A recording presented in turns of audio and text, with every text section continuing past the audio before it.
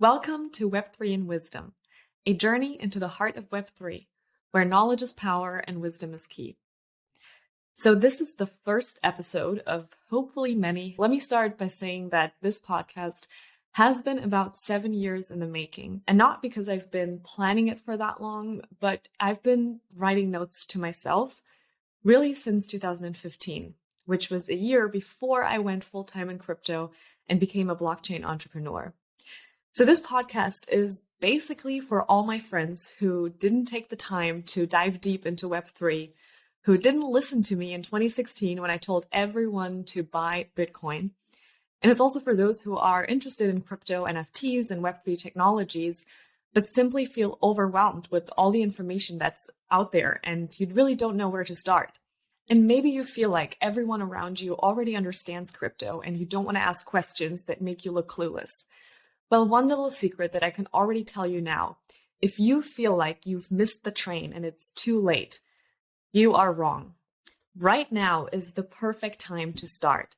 And most people that claim to be experts because they bought an NFT last year, they really aren't. It takes time to understand a new technology, let alone a multitude of seemingly complex technical concepts with new terminologies. But don't worry, I got you. So I summarized hours of research about blockchain and also my own personal fascination for the technology, why I think everyone needs to know about this, my thoughts on the future, and I even wrote entire scripts for something like educational courses. And the information is just as relevant, if not more relevant than it was 7 years ago. And for years and years, I just kept putting it off. For whatever reason, something just held me back from releasing it. But in the back of my head, I always knew that the time would come and that my passion is connected to education and helping people understand this era that we live in and the potential each and every one of us has to truly make an impact that will be written about in future history books. And even for those who are already in Web3, maybe you own some crypto, some NFTs, if you want to make the most of not just the next bull run, but you also want to stay ahead of the curve with new emerging technologies, it's time to get back to basics and get really practical about what you can do today, this month, this year, to make sure that you're part of this revolution that's taking place and you're not just a witness. Now, when I've shown some people my work, they've always told me you should just release a course or some form of teaching. And like I said, for years, I've been contemplating on how I can best share my journey, my lessons, my experience with the world. And I can't tell you what it was, but at the end of last year in 2022, I had this very strong impulse or inner voice that told me that I should just release everything in the form of a podcast. And I don't know why or why now, but 2023 does feel different. And I've come to a point where how I deliver the information doesn't really matter that much to me anymore. I know that I just need to start and get these really important topics and concepts out there because, yes, times have changed and there is a lot of information out there already, but not a lot of actual guidance and fundamental knowledge. Because in order to understand a solution, you first need to truly understand the problem, right? But let me get into that in another episode. So this is me just starting. And if you're listening, I really want this to be a conversation more than I want it to be a show. So at the end of every episode, I would like to hear your thoughts and questions that you may have so that I can address them in the next episode. And I also want to mention that because I had the guidance that I will talk about in this episode, and I was mentored into this space, which has gotten me to the point that I'm at, which has gotten me to speak at over 20 global stages across the world, and it's gotten me recognized as a leader in this space. I feel that it's my responsibility to pass that on, to educate and to provide insights and wisdom on both Web3 and personal development, because it almost goes hand in hand. Also, this is not just a solo show, as I'll be bringing in experts and thought leaders to have conversations with and share different perspectives. Overall, I would say that my hope is that this podcast sparks curiosity and it empowers at least one person to make the most of this lifetime opportunity. and I'm excited for the journey that we're about to embark on. Now, that was a fairly long intro, so let's start at the very beginning so that you get to know me a little bit better and how my Web3 journey began.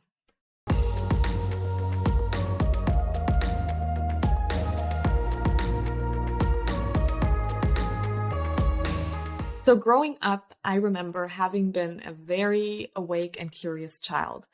If you would ask my mom, she would probably also tell you that I always had a mind of my own and I questioned the things around me.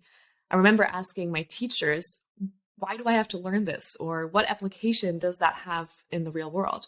Because I always felt that school wasn't going to teach me what I needed to know. And I also wrote a lot. I had very visual creativity.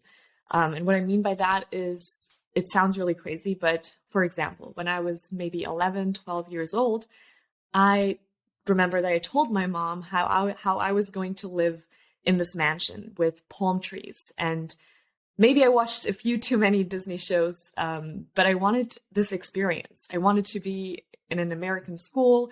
I even printed out pictures of houses with like an entrance that had these like pillars. And I visualized just walking down different streets in like Los Angeles and other places that I looked up on Google Maps I'd never been to. And I memorized like different coffee shops and street names. Now, at that time, I had no idea how that was going to happen, right? I didn't even know that what I created was my first vision board. But I wholeheartedly believed that that was my life. Maybe I sound delusional, but anyway. Now, as time went on, I added to my visions different places in the world that I wanted to travel to. And I just was naive enough to actually believe without a doubt that someday I would be there. And I think that that belief and confidence that I had actually sparked a lot of the events that then followed. So when I was 15, I was finally old enough, and thanks to my supportive mom, I was able to spend my sophomore year in an American high school with the best host family that I could have ever imagined. And to this day, my little sister, Mia, is like my real sister, and Kathy like a second mom to me. Then when I came back, I had 2 years of high school left, and I did my German diploma as well as the IB program, which stands for International Baccalaureate, for those who don't know. And most people do this program because, for one, they want to have all their classes in English, but also because it looks really nice if your plan is to go to like a good university. But I personally didn't have plans to study. I did it because, of course, I wanted to keep speaking English. And I also just wanted to do it to prove to myself that I could do it. And it taught me actually a great deal of discipline, because it's almost like you're going to uni while you're finishing high school. So it's a lot. And in those 2 years, while I was in school, I also continued my passion, which was dance. So my mom had enrolled me in some sort of dance academy where I could take classes, learn choreographies and freestyle. And I actually started that, I think, in 5th grade. For one, because I love dance. And in Germany, activities and clubs are separate from school. But also because I remember at that time, there were some, or mainly one mean girl at my school, which even made me switch classes. And I just wanted to have some friends outside of school. So I came back from my year in the US, where, by the way, I also danced. I did cheer and track, which I loved. And I went back to dancing at the studio when I came back. And that's where I met a group of people that really quickly became like family to me. I would go to practice like 3 to 5 times a week, and on the weekends from early in the morning to really late at night. And that was my first real passion. Like, I had an insane drive. But most importantly, that group or dance company was led by someone who wasn't just a choreographer, but he was also a very talented mentor, an entrepreneur, investor, programmer, and one of the earliest Bitcoin miners in Europe. I really can't tell my journey without mentioning Tony. It's hard for me to explain who he is, but what I can say is that he's a visionary with an incredibly high level of comprehension and emotional intelligence.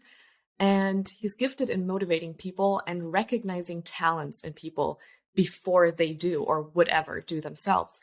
And he's definitely very passionate about knowledge. He taught himself how to program, how to mine Bitcoin, and he cracked the matrix, so to speak, by himself at a young age. He made millions, and he could have gone to spend the rest of his life living on an island or on a yacht, but he was never driven by money because he understood money. And this is an important factor. His main motivation is still to this day to make the world a better place, to make it a fairer place for everyone. And so he reinvested into ventures like APPICS to make that happen. And for fun, he was teaching dance at that time. So through Tony and seeing the mining machines and setup of computers and screens at his office, like this crazy setup, where we would sometimes hang out after class, I was very curious about it and asked questions like what it was that he does. And I actually did an internship with him. At some point, I remember that we were one day sitting at the office and it was like really warm. And I was like, wow, these heaters are amazing. And he said, no, they're actually miners. And so it started explaining to me what mining was, but we'll get into that. And during the internship, this is actually where, among other really cool computer stuff, he showed me the automated social media growth hacking tools that he had built. Now, this was maybe in 2014-15. So keep in mind that social media was not what it is today. Most businesses had some form of a website, but social media was not taken seriously at all, and influencers neither.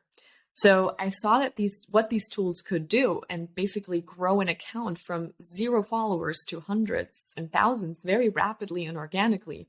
And I was quite impressed by that. And I asked him if he was selling it, but he'd just built it for fun. You know, that's what true developers do. And he did it also for his friends that started YouTube. And so I asked him if I could try to sell it. And so that became our first venture, a digital marketing agency. And to this day, I still have the same 2 co-founders and core team.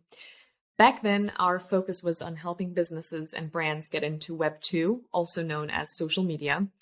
And then we focused on our own business ventures like APPICS. And last year, funnily enough, it was like a full circle moment for me because we opened a department, which is our Web3 marketing agency, that now basically does the same thing that we did years and years ago, but Web3 instead of Web 2. Okay, let's get back to the story. So from that point on, after I closed a few clients at our digital marketing agency, I remember thinking how crazy it is that most people spend their whole lives working for money without ever wondering what money is, where it comes from, why it even exists, and how you can make it work for you. So without this crucial experience, I probably would have gone to university and found a job like everyone else did, because we aren't usually taught these things. And luckily, my mom was very supportive of me trying this rather unconventional journey. But she couldn't have taught me about entrepreneurship herself since she was a preschool teacher. So it really takes someone who has walked the path to pass on their knowledge. And I also started listening to other entrepreneurs like Gary Vee, who no one really knew back then, Marie Forleo as well.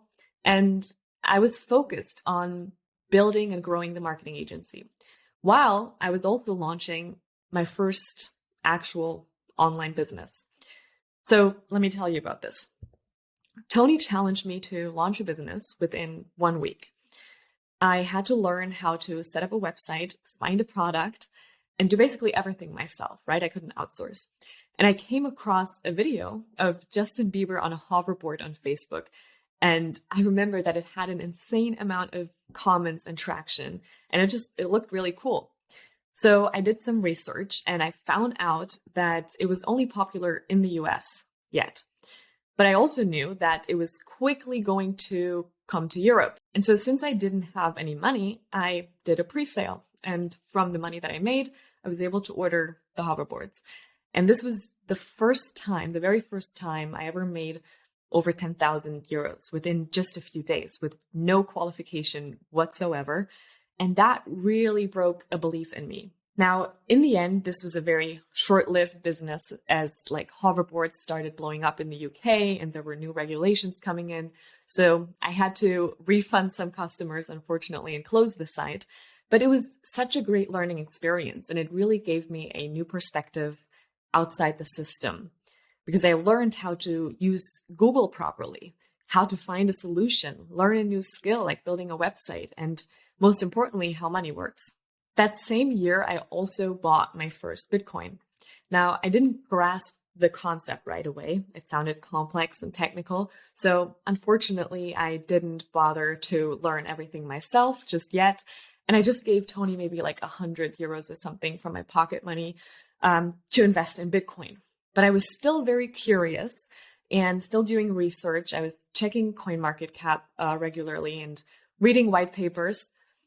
Now, fast forward to summer of 2016, about a year later, when one day we checked CoinMarketCap and there was a cryptocurrency on the market, a new one that claimed to be the first blockchain that enabled users to turn content and interactions into cryptocurrency. And this is when I really started to understand the potential of blockchain technology, that it's not just about crypto, but there's more to it. All of a sudden, without having to invest, I was able to earn crypto and then convert it to money. So experience came first and education second. And I actually quite vividly remember that the day I heard about this platform that was still in beta, not the most user-friendly, but I immediately created an account and made my first post.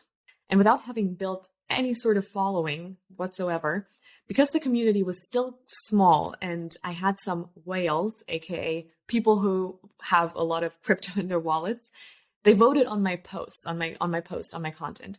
And that earned me about 2,000 US dollars from the very first post that I shared on this crypto nerdy platform.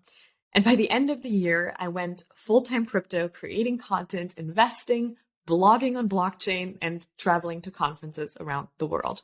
My team and I, we became pretty much top blockchain bloggers overnight. And of course, I wanted to get all my friends involved and I told everyone about it.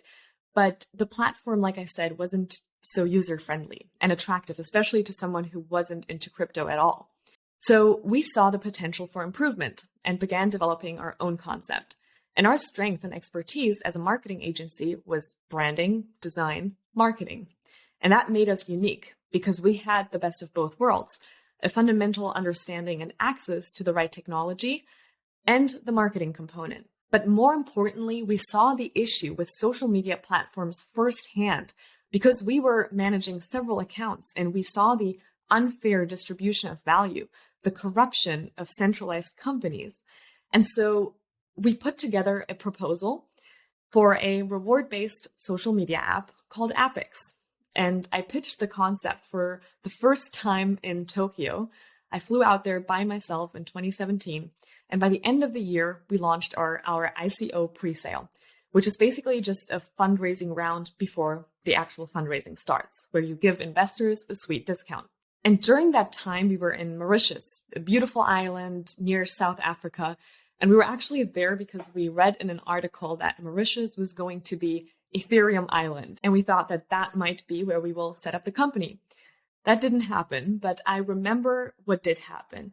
And it's that we sold out our pre-sale in under 25 minutes, which was unbelievable. And we closed our ICO with about $4.2 million in investment, which I know it sounds like a lot, and it is. But at that time, the amount of money that projects were raising was ridiculous.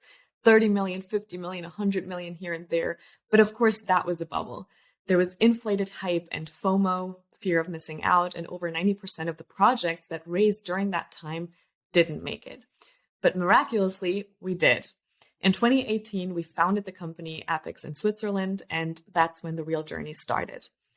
Now, I'll stop here because otherwise the episode will get too long, but now you know how I started, how I became an entrepreneur, and how I got into the crazy world of Web3.